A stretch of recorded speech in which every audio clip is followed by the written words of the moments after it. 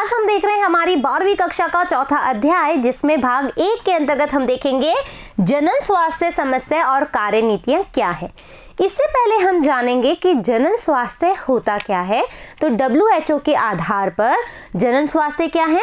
जनन से संबंधित सभी पहलू तो उसमें इंक्लूड होंगे ही होंगे, लेकिन इसके अलावा शारीरिक स्वास्थ्य क्या है, व्यवहारात्मक स्वास्थ्य क्या है, भावनात्मक स्वास्थ्य क्या है और सामाजिक स्वास्थ्य क्या है। इन सब चीज़ों को भी हमने इंक्लूड किया है किसमें, जनन स्वास्थ्य के अंतर्गत।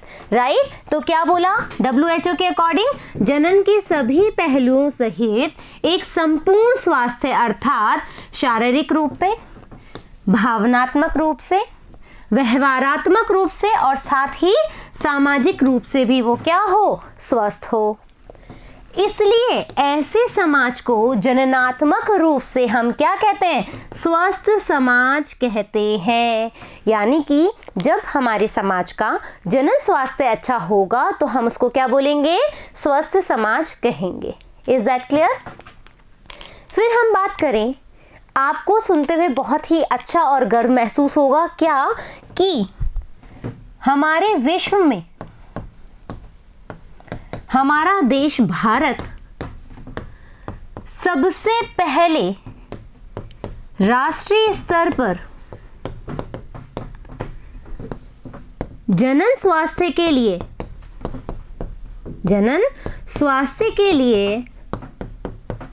राष्ट्रीय स्तर पर जन स्वास्थ्य के लिए कार्यक्रम व कार्यनीति बनाने वाला पहला राष्ट्र था बच्चों। समझ में आई बात। यानी कि हमारी इंडिया में सबसे पहले जो हमारा रिप्रोडक्शन हेल्थ है, उसके बारे में हम क्या क्या प्रोग्राम ला सकते हैं, किस तरीके से हम इम्प्रूव कर सकते हैं, इसके बारे में सबसे पहले रणनीति किसने बनाई, हमारे देश भारत ने। रियल। तो अब क्या होगा, 1947 में हमारा देश आज़ाद हुआ था।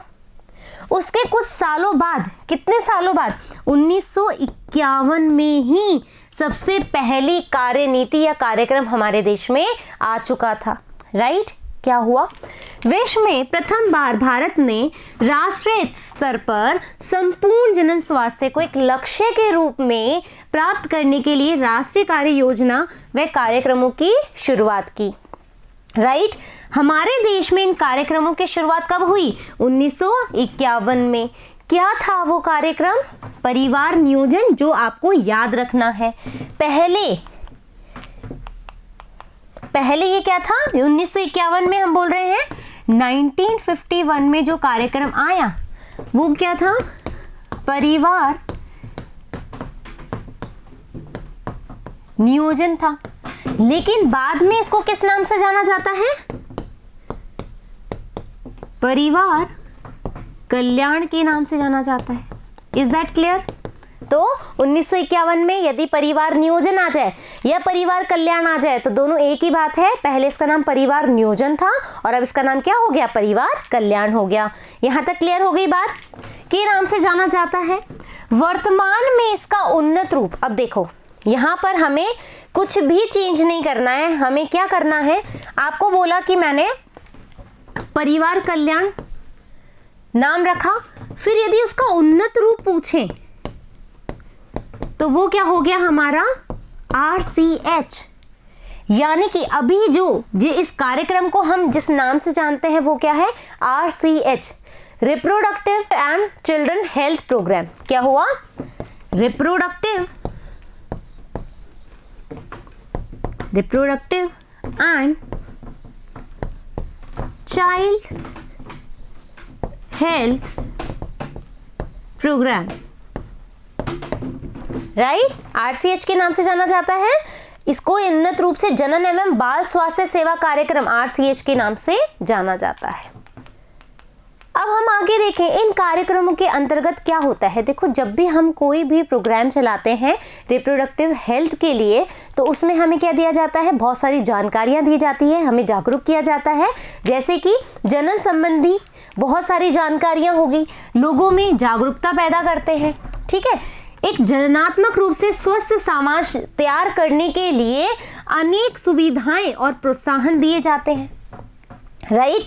श्रव्य व दृश्य यानी कि हमारे को हम देखेंगे कि कुछ ऐसे कार्यक्रम जो हैं एक टीवी पैनल पे चला दिया जाता है या कुछ नुक्कड़ नाटक के द्वारा हमें समझाया जाता है। तो हमारी सरकार जो है इन चीज़ों के लिए बहुत अच्छे अच्छे कार्यक्रम ला रही है बच्चों, और सामग्री की सहायता से सरकारी एवं गैर सरकारी संगठन जनता के बीच जनन संबंधी पहलुओं के प्रति जागरूकता पैदा करने के लिए विभिन्न उपाय कर रहे हैं, राइट। तो हमारी गवर्नमेंट जो है वो हमारी रिप्रोडक्टिव हेल्थ के लिए डिफरेंट जो प्रोग्राम्स होते हैं वो ऑर्गेनाइज करती है, और इसी के साथ में जो प्राइवेट इंस्टीट्यूशन होते हैं वो भी इसके लिए आगे आ रहे हैं।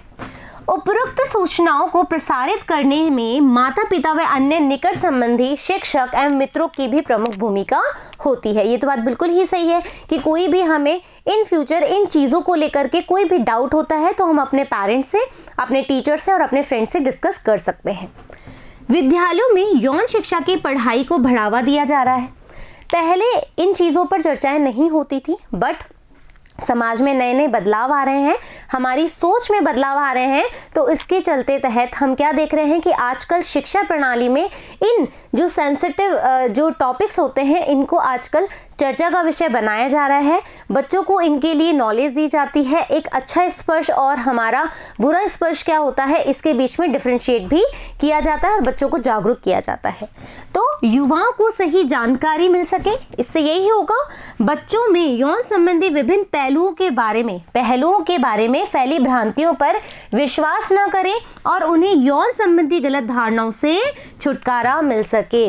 तो इससे क्या होगा, आपको जो भी भ्रम होगा या जो भी हम कह सकते हैं कोई डाउट्स होंगे या हम कह सकते हैं कि जो भी भ्रांतियां होंगी वो इससे क्लियर हो सकती है। फिर हम बात करें लोगों में जनन अंगों, किशोरावस्था व उससे संबंधित परिवर्तनों, सुरक्षित व स्वस्थ यौन क्रियाओं, यौन संचारित रोगों व एड्स के बारे में जानकारी विशेष रूप से किशोर आयु वर्ग में जनन संबंधी स्वस्थ जीवन बिताने में सहायक होती है। ऐसा क्यों बोला गया है? देखो, किशोरावस्था में क्या आता है, हमारे अंदर बहुत सारे परिवर्तन आते हैं और उन परिवर्तनों के आधार पर बात करें तो हम उनके प्रति जागरूक नहीं होते, हमें भ्रम की स्थिति बनने लगती है, हम अपने अंदर होने वाले चेंजेस को एक्सेप्ट नहीं कर पाते हैं। तो क्या होते हैं, हम भटक जाते हैं और हम कह सकते हैं कि अवैध यौन संबंध बनाने से क्या होता है, बहुत सारी यौन संचारित रोग होने के चांसेस हो जाते हैं। तो यदि हम इन चीज़ों के लिए जागरूक रहेंगे, ये हमारी शिक्षा का एक अभिन्न भाग रहेगा, तो हम क्या कर पाएंगे, ऐसी बीमारियों से इजीली बच पाएंगे और भ्रम की स्थिति भी नहीं रहेगी।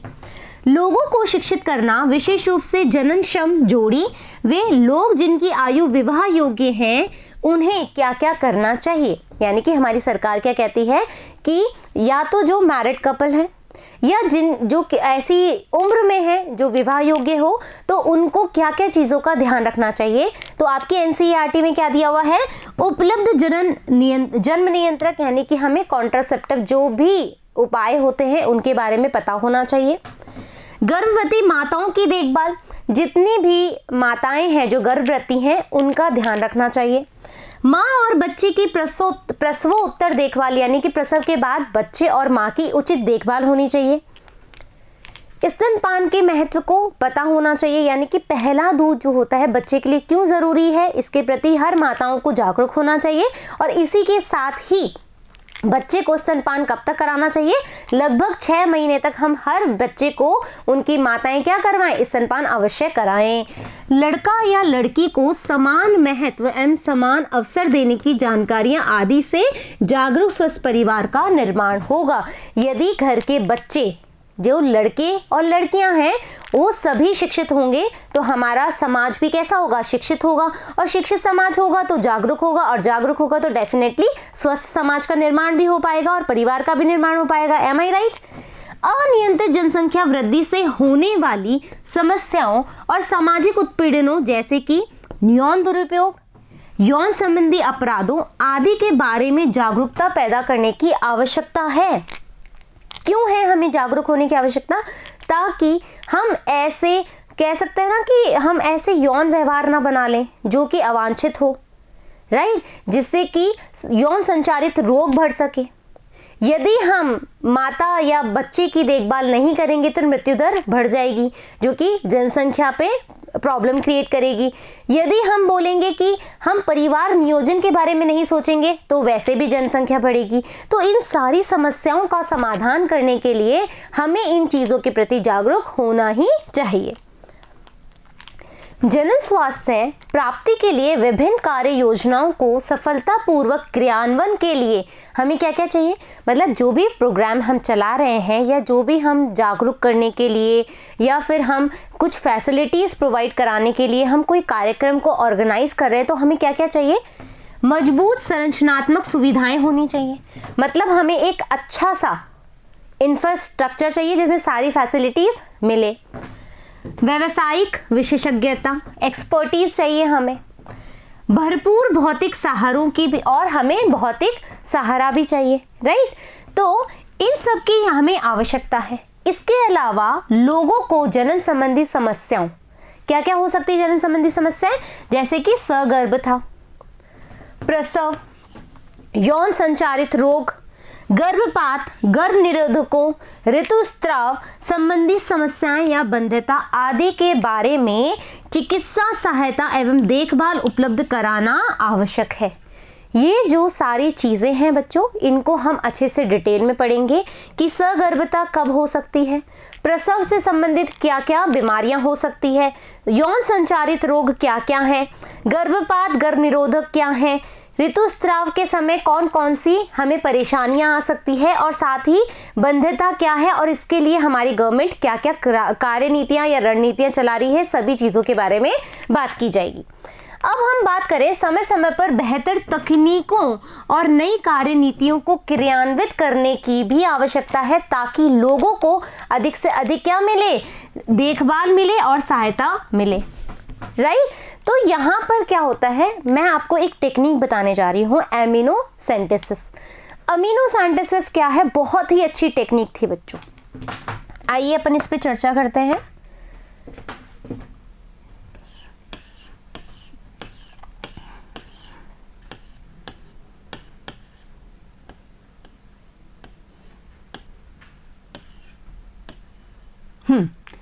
ये एक गर्भवती महिला है और इनके गर्भ में एक शिशु है,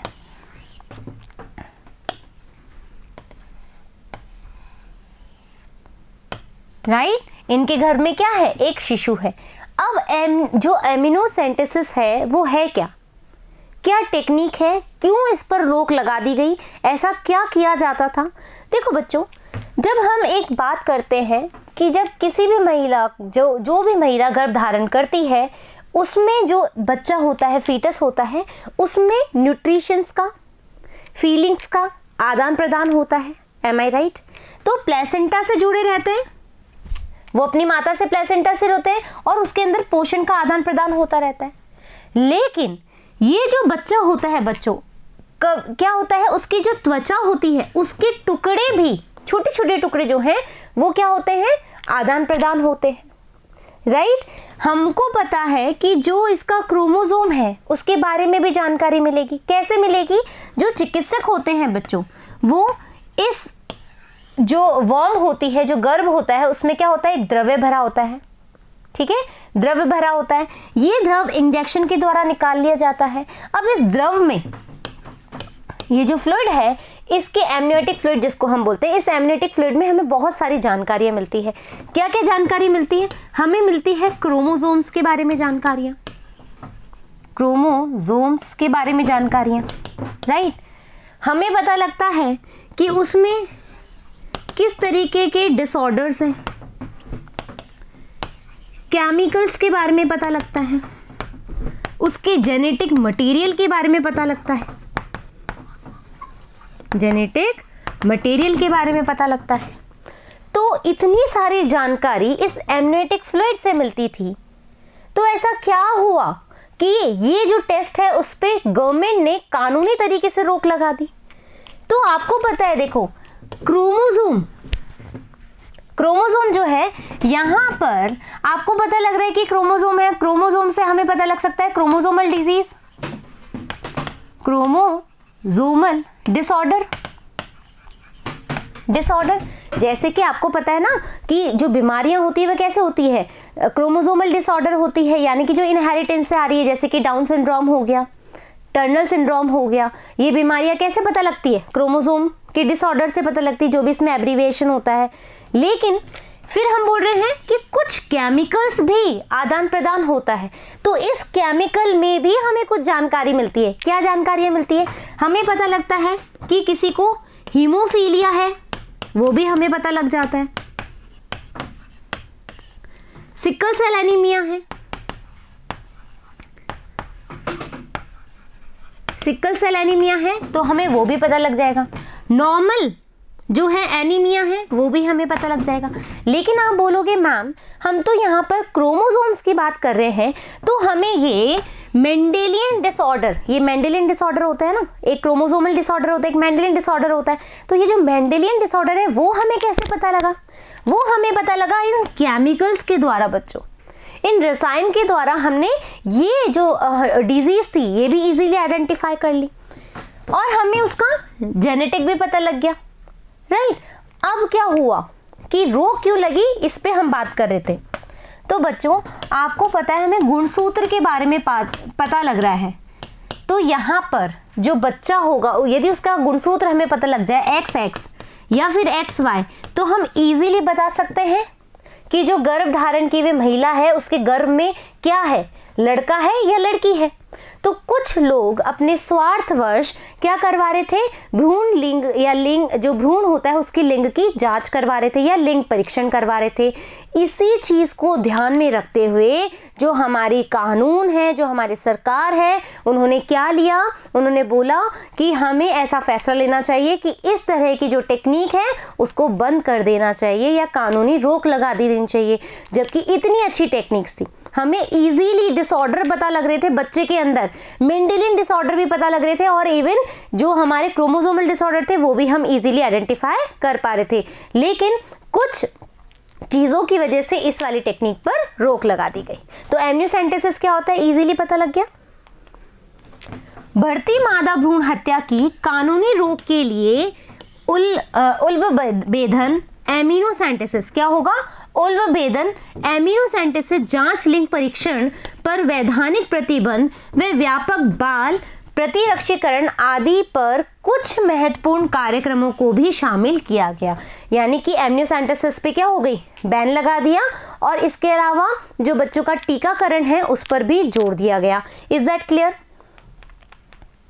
एमिनोसेंटेसिस में एमनियोटिक फ्लूइड मैंने बात बताई थी में घुले पदार्थों विकासशील भ्रूण की कोशिकाओं का विश्लेषण किया जाता है।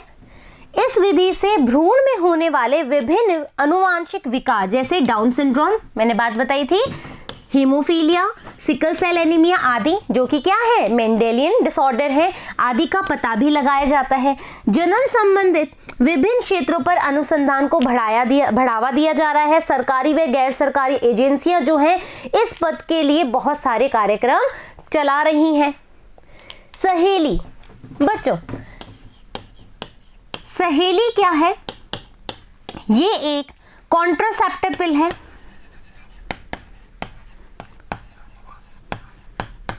कॉन्ट्रासेप्टिव पिल है, राइट। एक बात, दूसरी बात ये क्या है,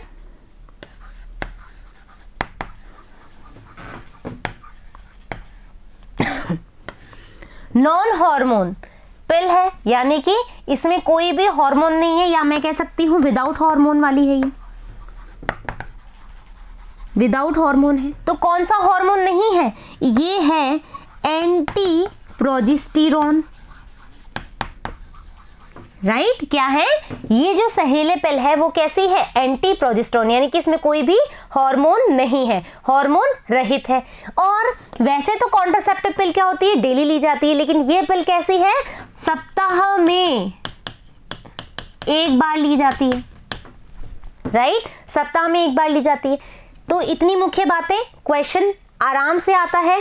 ट्वेल्थ में पूछा जाता है, इवन नीट में भी ये क्वेश्चन पूछा जाता है। इसके अलावा मैं बात करूं कि सहेली कहाँ बनाई गई, तो आपको मैं बता दूं ये बनाई गई है CDRI में, यानी कि सेंट्रल ड्रग रिसर्च इंस्टीट्यूट। याद रखना है आपको, central drug and research institute Lucknow में इस दवाई को या इस कॉन्ट्रासेप्टिव पिल को बनाया गया। Is that clear? यहाँ से क्वेश्चन डेफिनेटली आता ही आता है। यौन संबंधित मामलों के बारे में बेहतर जागरूकता, आधिकारिक संख्या में चिकित्सक सहायता, प्राप्त प्रसव, बेहतर प्रसवोत्तर देखभाल से मातृ व शिशु मृत्यु दर में गिरावट आई है। क्या हुआ बच्चों कि देखो हमारी जनसंख्या पर नियंत्रण कैसे हुआ, जब हमारी सरकार 1951 में पहली बार परिवार नियोजन कार्यक्रम लेकर के आई, तो उससे क्या हुआ, बहुत ज़्यादा जागरूक होने लगे लोग, है ना। इससे क्या हुआ कि आपने देखा कि क्या क्या कार्यक्रम हमने चलाए थे कि जो प्रसव उत्तर है, यानी कि प्रसव के बाद माता और बच्चे की देखभाल की गई, ठीक है। जो गर्भ धारण महिलाएं हैं उनकी अच्छे से देखभाल की गई। तो इससे क्या हुआ, हमारी जनसंख्या, हमने इतने सारे कार्यक्रम चलाए लेकिन फिर भी जो जनसंख्या है वो बढ़ी हुई मानी गई। क्यों मानी गई बढ़ी हुई? क्योंकि बच्चों यहां पर हम देखेंगे कि